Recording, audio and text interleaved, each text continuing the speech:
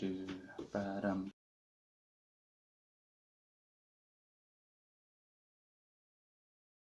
Ba-bum. Right, there we go. Are we on?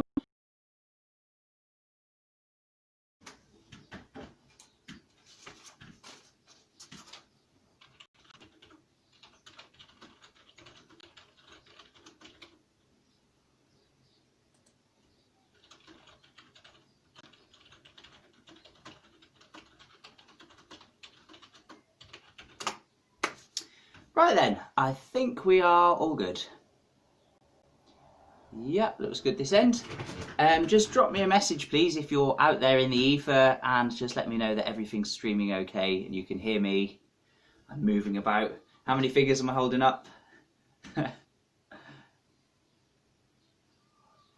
Eamon, welcome aboard. Hello Jack. Cool. Yeah, oh, that's good. Yeah, so anyway, this week's Folky Fridays number 9 is going to be about ways that you can modify your strumming patterns in the course of a tune to make it fit. Yeah, you got it quite right.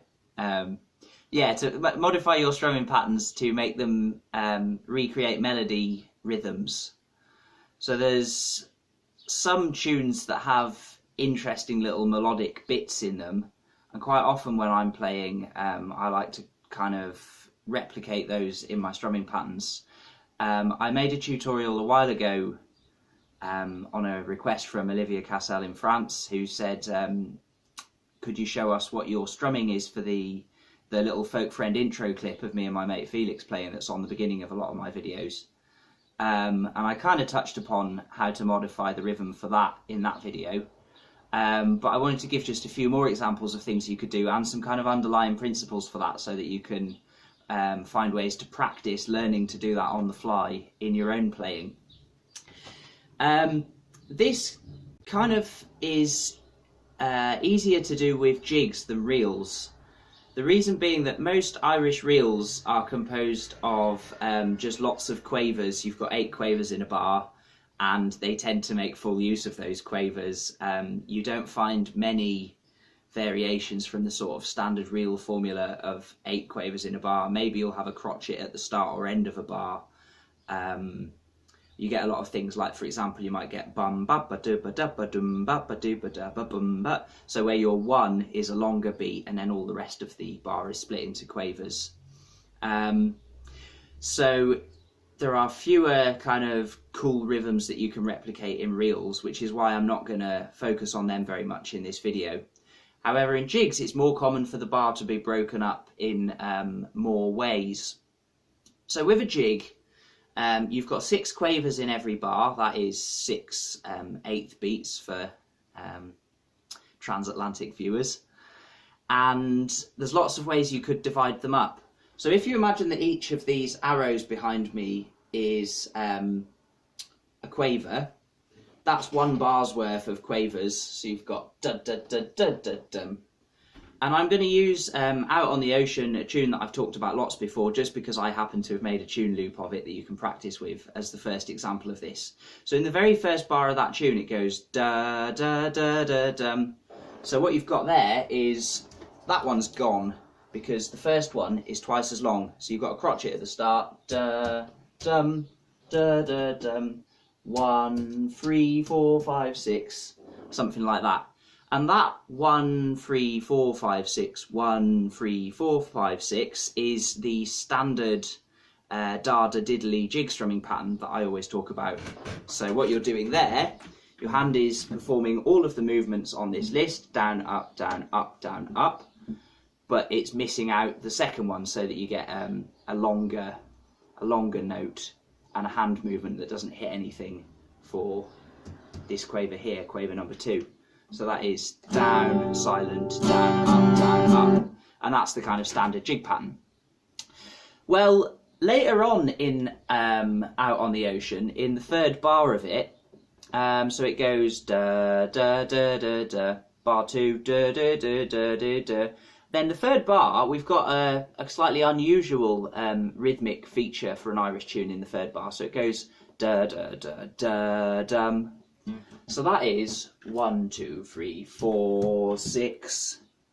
That the rhythm is doing there. You've got 3 quavers, a crotchet, which takes up these 2, and then a little kind of up quaver leading you into the next bar. So I like to strum along with that bit like. Da, da, so da da da da da da da da da da da da da dum, or something like that to replicate that. And the easiest way that you can practice this is by getting used to listening to melodies and trying to just focus in a little bit on what their kind of rhythmic features are, which quavers are missing, if you like, from the complete complement of 6 in a bar. And then practicing playing strumming patterns where your hand is always moving down up on every quarter and missing out different quarters. So if you get some arrows like my helpful arrows here, which one of my friends described it after one of my other videos as my third world teaching aid, which I thought was pretty funny. Sync issues. Oh dear. Am I?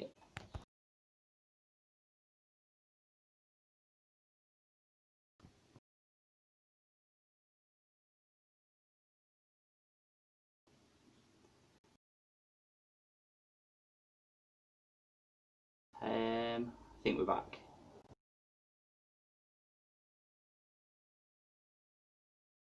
It's a problem with my internet.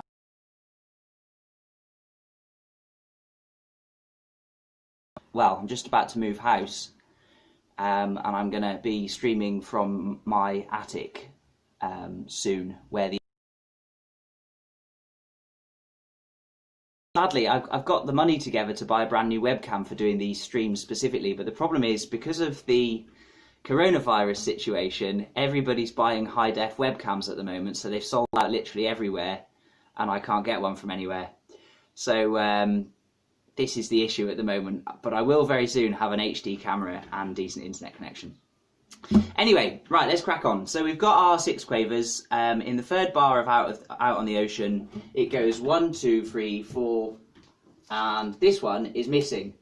So the strumming pattern that you want for the third bar is diddle-dee-ding-ding, and it's going to be down, up, up. So down, up, up. Oh, it's you who's been buying them. I see how it is. Blooming Ed in Arizona has been buying up all the webcams, and this is why I can't get one. Troublemaker. So I'll just I'm going to get up my my little tune loop of Out on the Ocean, which I made some time ago. So apologies for the poor video quality. And I'm going to play this along with it. You can find it in the description for this video as well if you want to have a go at playing along with this. I played the tune very slowly. It just loops it. Down, up, and then on bar 3 it was down, up, and then to follow that up, just to fill in the last bar, I like to strum all the down, up, down, up, down, up, down, up, down, up, down, up, down, up, down, up. And I find that fits really nicely with the rhythm because you're kind of duplicating what's happening in the melody there. I'll do one more little demonstration of that, I think, just quickly before I move on. 1, 2, 3, and down, up, down, up, down, up, down, up, down, up, down, up, down, up, down, up, down, up, down, up, down, up, down, up, down, up, down, down, up, down, up, down, up, down, up, down, up, down, up, down, up. That kind of thing. So that's one little thing. A bit later on in that tune, in the B part, there are a number of opportunities before the start of the next bar, and that's a very common thing, and it has been kind of beloved of disco and all those kind of genres, because it kind of subverts your sort of rhythmic expectation, and once you get into the groove of it, you're like, ooh, you know, ooh. So yeah, in the B part goes do do do do do do do do do do do do do, that kind of thing. And I like to play something like.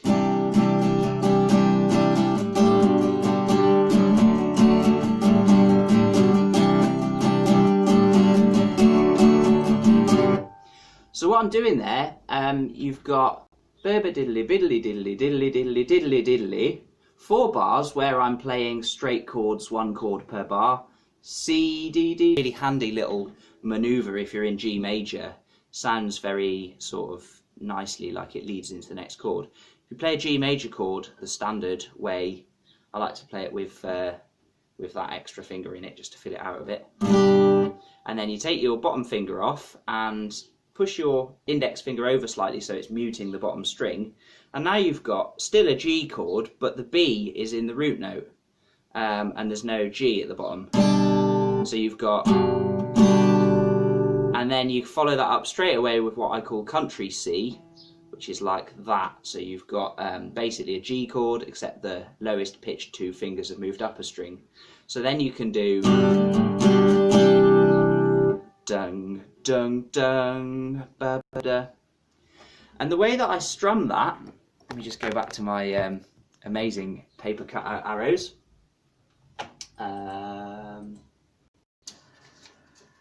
Is like this. So the rhythm is dung, dung, dung. So that's 1, 2, 1, dung, dung. So that first one is a crotchet and a half, a dotted crotchet in other words. Dung, dung, dung, like that. So you get rid of 2 and 3, and then you really accentuate the 2 upstrokes, and that gives you bung, gung, gung. And then what you want to do is make that one your G. There are your 2 silent ones. Here is your let's call it G over B, because it's a G chord with a B note at the bottom of it. And there is your C. So dung, dung, dung. The really important thing about it though is my hand is still always going down, up, down, up, down, up on every quarter beat, and I'm just missing some of them out and deliberately over accentuating these upstrokes. So once more, that bar is going to sound like. I tend to just strum all of the quavers in the following bar. I don't know if there's any particular reason for that, or if it's just because my brain can only cope with one rhythmic variation at a time. Who knows? But anyway, it kind of sets up a nice contrast, I think. So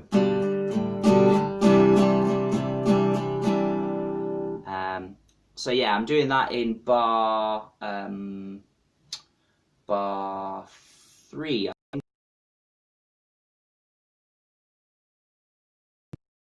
Sorry, bar 5 of the big part.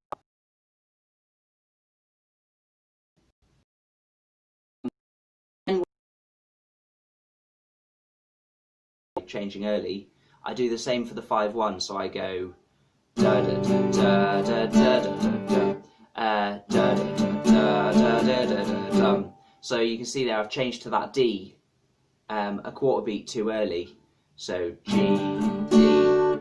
I changed to the D on the last upstroke of the preceding bar. So down, up, and there's my my D. Half a bar too early, so it's G, D, like that.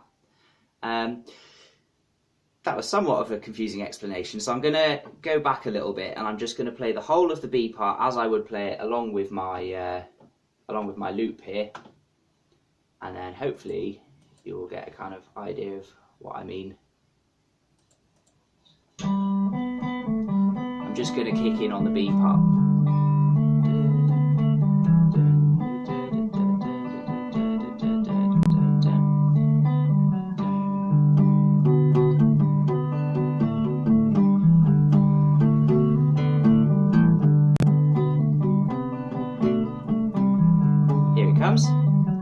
So this bit's the straight bit, normal strumming, normal strumming.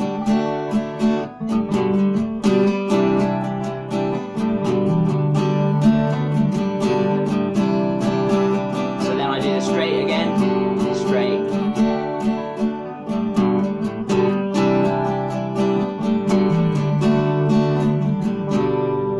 Something like that.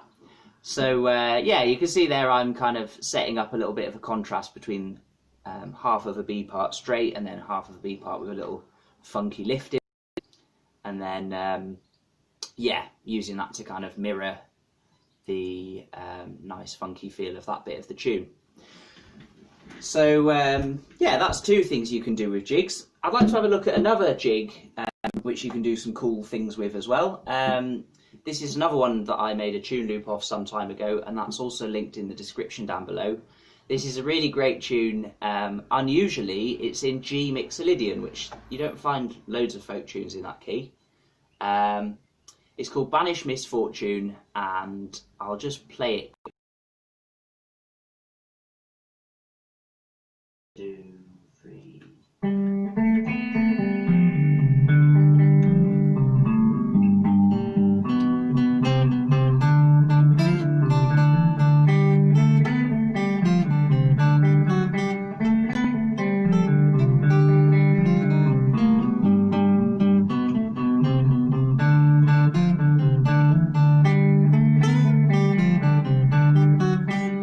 Etc, etc. So yeah, there's a little rhythmic fragment that I quite like in bar 6 of this tune.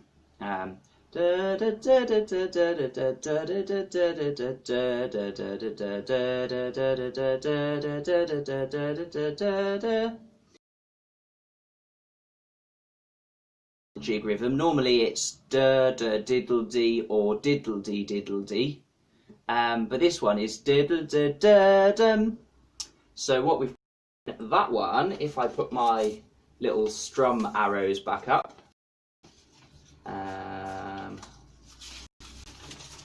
we've got 1, 2.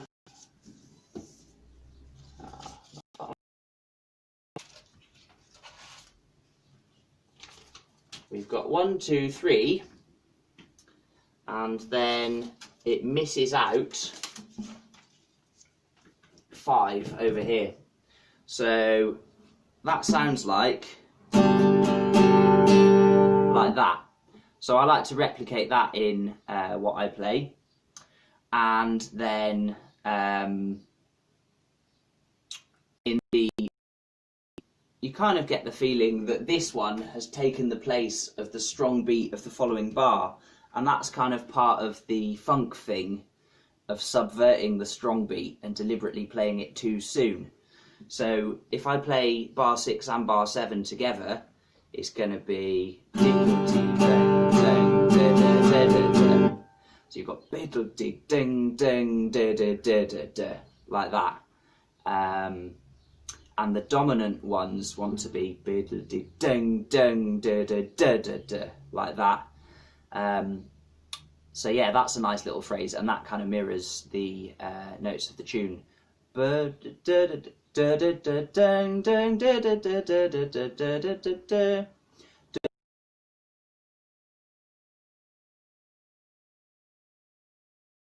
Example, I'll just I'll play it quickly so you get a feel for what it sounds like. If, by the way, you'd like to learn more about the modes, you can buy an amazing but yeah, they're very, very nice. They're really, really helpful, and they come with instructions on several things that you can use them for as well. Get them at finaleguitar.co.uk/shop. I'm afraid if you're in the USA, postage is taking about a month to a month and a half at the moment because of the coronavirus, but they do get there eventually, as Ed will testify. Anyway, so yeah, the chords, the main ones are G, F and D minor. Those are your 3 main chords in G Mixolydian.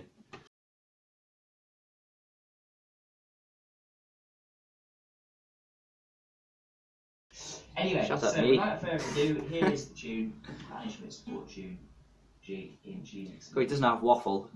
1, 2. 3, 2, 3, 4.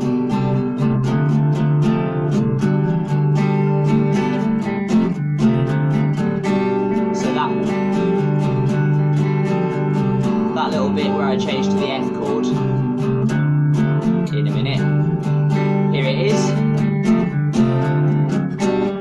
That's the bit I was referring to. Diddle dee dung dung diddle diddle dung.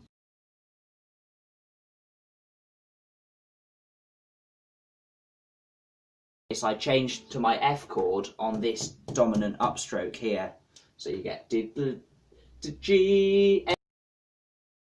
So yeah, that kind of adds to the feeling. If you change chord in a place which is not halfway through a bar, this is incidental. If you change chord somewhere which is not halfway through a bar, that will contribute to that kind of funk thing, because people expect the doming and you've missed a chord change, but sometimes that can sound really cool as well. So it's a fun thing to try and play about with. The way you would play about with that is find a tune loop where you know where chords 1, 4 and 5 go, and write that down, and then practice following along and deliberately playing the chords a little bit, you know, a quaver too early or a quaver too late on the change, and just see how it sounds.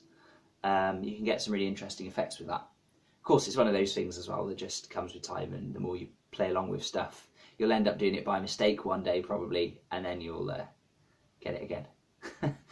But anyway, there is one other quick little thing I wanted to say about this, which is that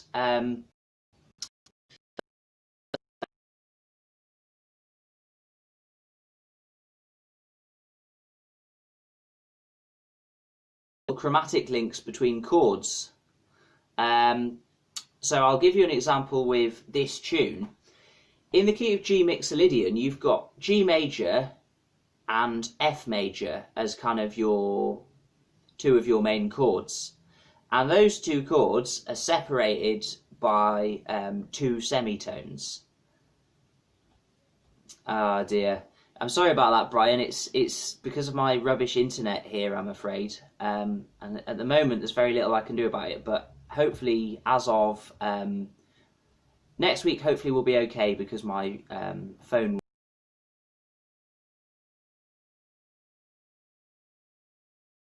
new house, and hopefully the new camera, if people will stop buying them all before I can get my hands on them. So hopefully it'll pick up a bit then. But yeah, what you can do is use a chromatic link between... Oh, it's like the Jimi Hendrix. Yeah, but you could use a chromatic link between the two chords that are separated by a tone. So either you can use the bar chord for F and just slide it up 2 to get to G, or you can use F and D with the thumb and then go back to G that way. Now if you're using D with a thumb, you'll recall that if we were in the key of G major, D with the thumb would be our substitute for the 7th chord, F sharp diminished. So what you're kind of doing by doing that little chromatic link there is mixing the flavours of Mixolydian with the flattened 7th and Ionian with the regular 7th, and you're kind of mixing the two together. And you can also do tricks like that between Dorian and Aeolian using the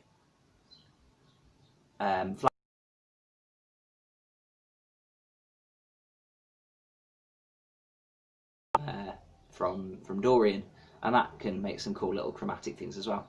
But anyway, I'm just going to use that in a use sentence, I suppose. Banish Misfortune, Jig in G Mixolydian. 1, 2, 3.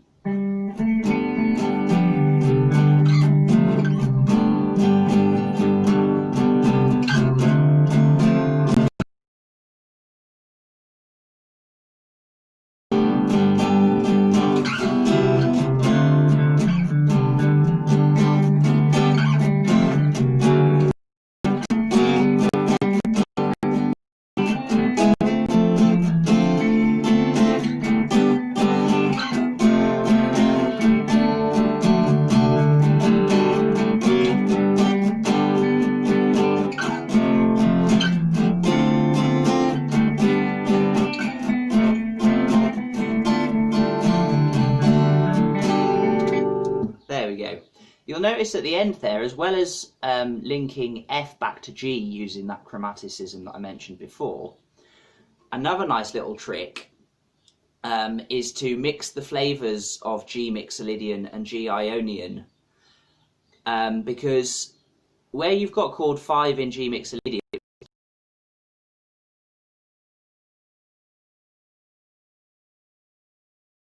chord 5 in D Ionian would be D major.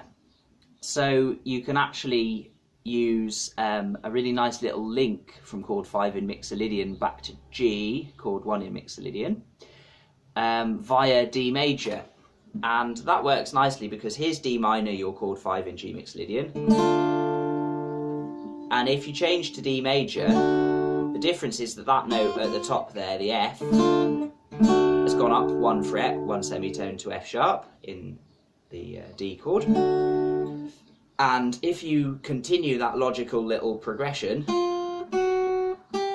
it wants to end up there, and that is G. Little chromatic combination of two modes to go from chord 5 back to chord 1 in a slightly more interesting way. So that's just you can. Jigs.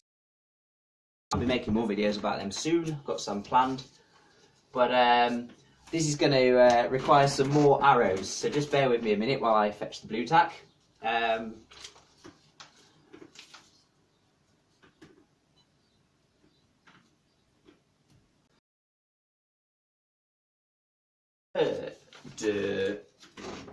And that one. I have to cover up my fish.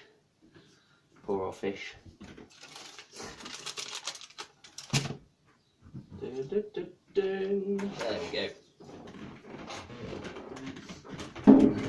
Ooh, don't fall. Yeah, so here's my my 9 quavers that are in a bar of a slip jig. 1, 2, 3, 4, 5, 6, 7, 8, 9. A slip jig is a tune in 9/8, so it's kind of like a jig, except that it's got an extra half a bar again tagged on the end of each bar. So you get 1, 2, 3, 4, 5, 6, 7, 8, 9, 1, 2, 3, 4, 5, 6, 7, 8, 9, 1, 2, 3, 4, 5, 6, 7, 8, 9, 1, 2, 3, 4, 5, 6, 7, 8, 9, that kind of rhythm, that kind of thing. You can think of it as rashers and barrels of sausages, rashers and barrels of sausages, or something. Each their own. Anyway, let's have a look at a tune called The Butterfly, which is a very, very common slip jig in E minor. It's actually in E Aeolian rather than E Dorian, which is somewhat unusual. I've got a version of it here which has been recorded by a guy called Conor O'Bryan, and if you're looking for slowly played tunes on the flute to practice playing along with, check out his channel because he's made loads of them and they're really good for guitar practice. Really nice playing and really good and slow and steady, and he doesn't mess about with the rhythm and he doesn't have any accompaniment, so it's perfect for guitar practice, so check him out. This tune's linked in the description. Rhythmic things for that.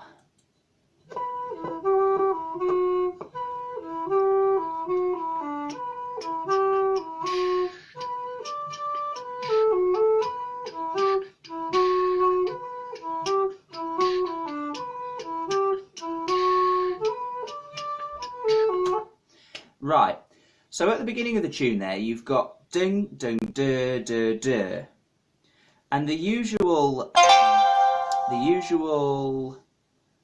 strumming pattern which I would recommend for a slip jig is more or less the same pattern that I use for a jig, except that because it's an odd number of bars now, you have to either change your direction at the end of it in order to get back to the top for the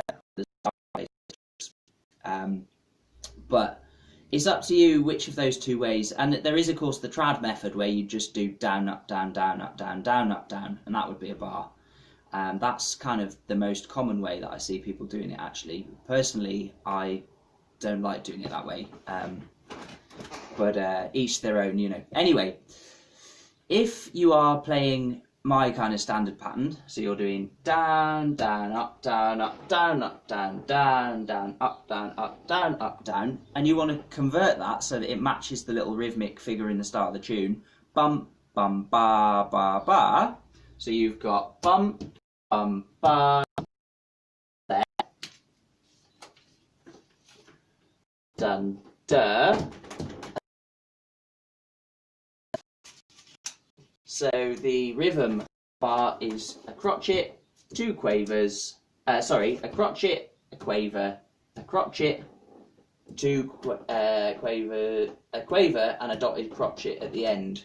So bung, bung, bung, bung, ba, bung, bung, bung, bung, ba, da, da, bung, bung, bung, bung, ba. That kind of thing. So if you wanted to try and replicate that with your strumming pattern, you could actually duplicate the exact pattern of the tune.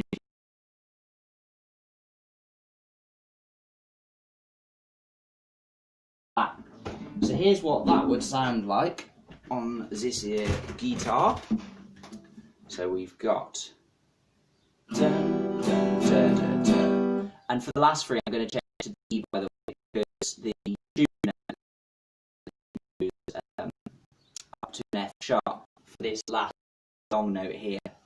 And because this is a very long note, it takes up a whole bar and it starts on a dominant beat. You kind of have to reflect it in your backing. An F sharp note, I mean there's no F sharp note in an E minor chord, but there is an F sharp note in a D chord. So I'm going to play E minor all the way up to here, and then for this one I'm going to switch to D for the last bit. So it's going to sound something like...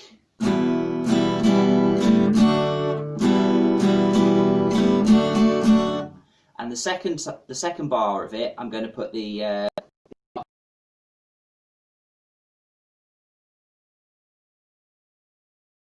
does that on a kind of 2-bar cycle throughout the A part.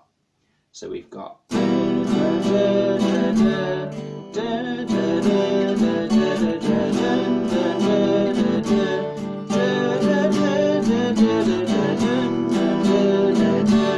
that kind of thing.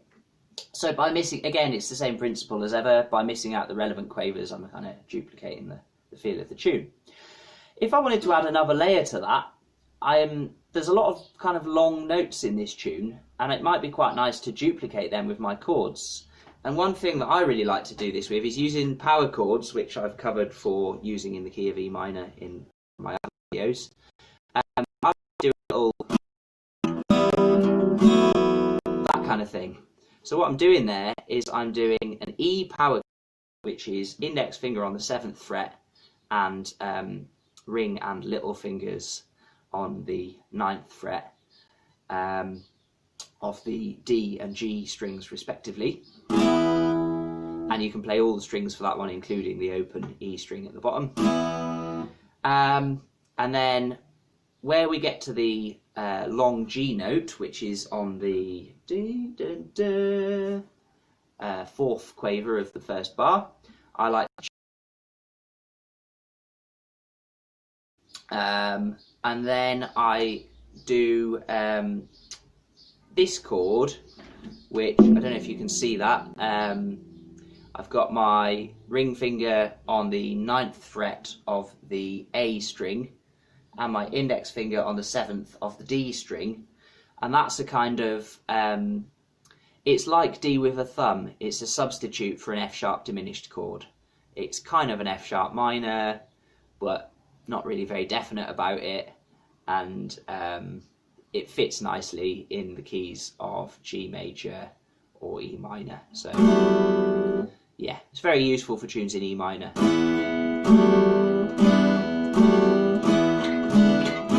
Do all those kind of things.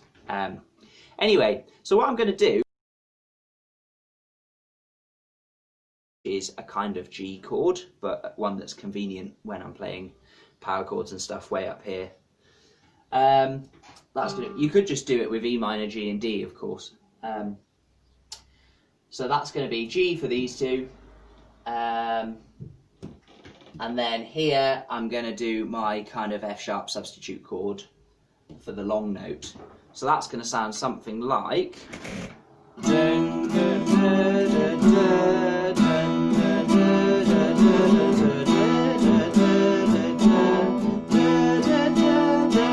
And then I change down to either D or B minor, because that's my chord 5.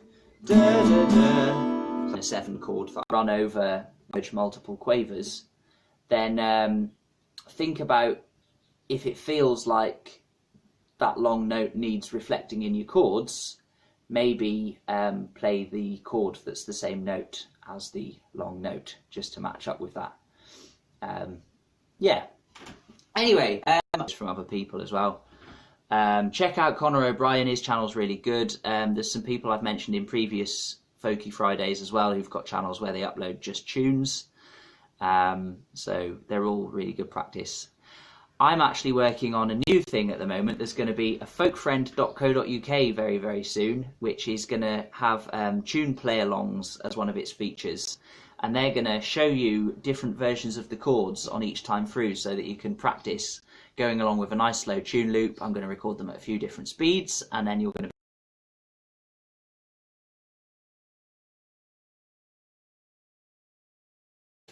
So that's coming very soon. If you're interested in that, visit finaleguitar.co.uk/learning. There's a little pop-up there that says subscribe to the mailing list, and if you do that, then you'll get information on the new website, which is hopefully going to be out shortly before Christmas. So it's in the pipeline. It's going to take me a while to get it all done. As usual, I'm working on too many things. The other thing is I have finally finished my books that I've been working on for the last couple of months. One of them is Irish Tunes for Fingerstyle Guitar, which I've basically written some kind of jazz-infused arrangements of a few of my favourite folk tunes. As ever, my book that I wrote several years ago, Backing Guitar Techniques for Traditional Celtic Music, has got all the music theory stuff, all the strumming patterns, loads of examples of tunes. It comes with audio downloads. If you buy the ebook version, they're separate, I'm afraid, if you get the paperback. But yeah, it's got loads of like grids for different types of chords and play tunes, loads of jazz chords, things about drop D as well, all sorts of good stuff. So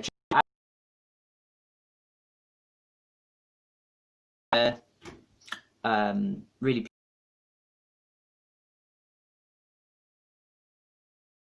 quarterly, monthly and weekly reviews in order to make your practice more efficient. So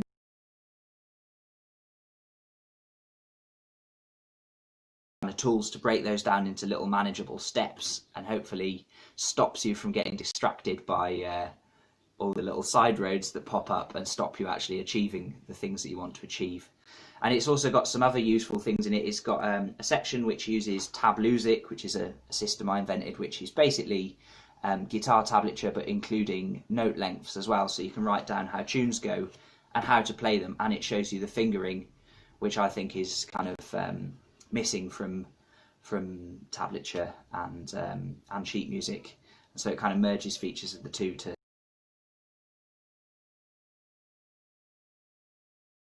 chords, things that I thought would be useful to Celtic guitarists. So hopefully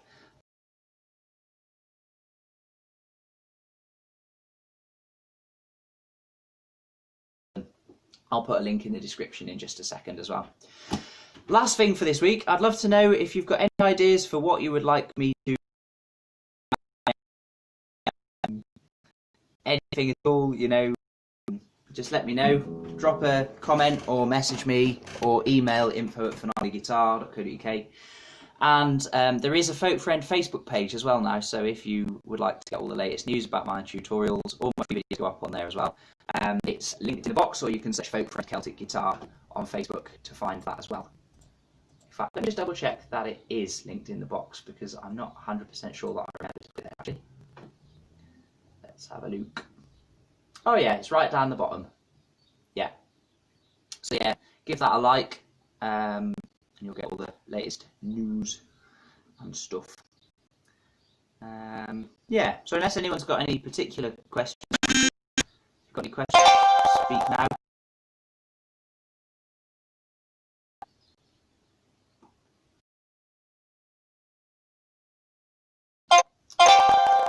Oh, phone, do be